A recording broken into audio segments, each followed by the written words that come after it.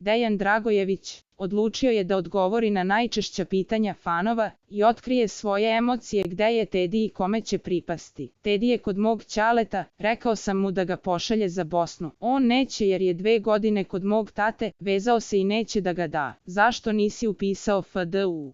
Pitao je fan profil Sandre Rešić. Nema potrebe, jer sam ja iskren. Nema potrebe da budem kao osoba koju prate. Nisam glumac, nego sam realan. Da li si video kad je Rešićka pre prvog poljupca s Anđelom slučajno njega nazvala Dejane? Nisam video, nisam stigao da obraćam pažnju na te neke sitne stvari, samo me nešto krupno zanima. Krupnih stvari nema, jer sam ja krupan lik koji je pobedio. Da li žališ što si ušao u Zadrugu 5? Ne žalim. Kome je od tebe i Dalile Đedović bio veći prijatelj? Ne znam, mogu da kažem da je meni više puta izašao u susret, bio je uz mene u najtežim trenucima, držao krvavu lobanju. Nisam gledao kako se ponašao prema drugim ljudima, jer je prema meni ispao fer i korektan, iako je imao razne priče sa strane. Razumem njegovu reality ulogu u kojoj je najbolji da napravi zvrčku. Tu je maher, ne zameram ništa i hvala mu na svemu.